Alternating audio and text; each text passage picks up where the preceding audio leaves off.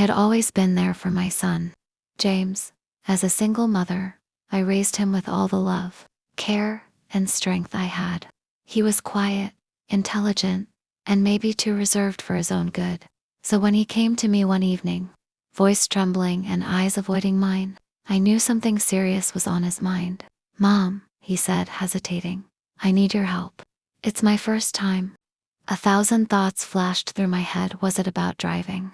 A girl? A job interview? I held back my questions and smiled gently. "Of course, sweetheart. What do you need?" He looked at the floor, voice low. "It's complicated, but I need you to trust me, no matter what happens." Something inside me twisted. James was never secretive. He was always honest and straightforward. But now, there was a strange fear in his eyes. "Okay," I said carefully. "I trust you." He nodded slightly. "I need you to come with me. There's something I have to do tonight." Anxiety settled deep in my chest, but I grabbed my coat and followed him into the cold night. We drove in silence. His knuckles were white on the steering wheel, his jaw clenched.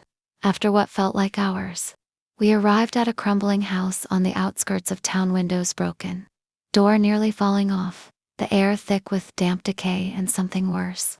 "James," I whispered, "what is this place?" He turned to me, expression unreadable. "Stay in the car.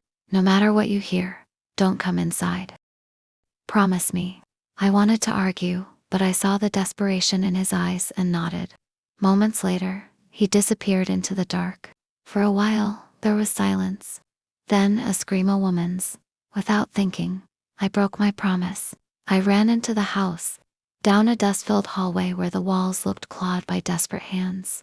The floor groaned beneath me, and there in the center of a dim room stood James. Over a bound and gagged woman, a knife on the floor, tears running down his face.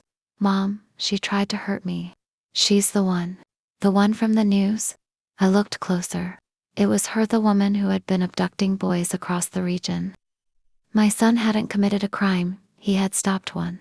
I called the police, and they took her into custody. James was called a hero, but something in his eyes haunted me. That night, as we sat in silence, he finally spoke. "Mom, what if I enjoyed it?" I froze. "James, what do you mean?" He looked distant, almost hollow. "When I had her there, when I knew she couldn't hurt anyone, I felt powerful, and I liked it." My heart clenched. "You were scared. That's normal," I said. But he shook his head. "No, it wasn't just fear. I didn't just want to stop her.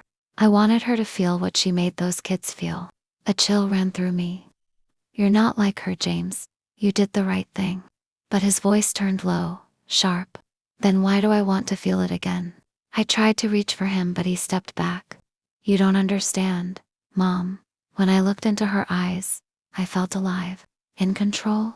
I whispered. "We need help. We can talk to someone." But he gave me a strange, eerie smile. "Maybe, or maybe I just discovered who I really am.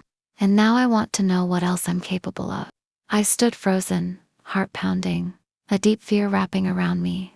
The boy I had raised, protected, and loved had crossed a line, and I didn't know if he could ever come back. The night wasn't over. It had only just begun.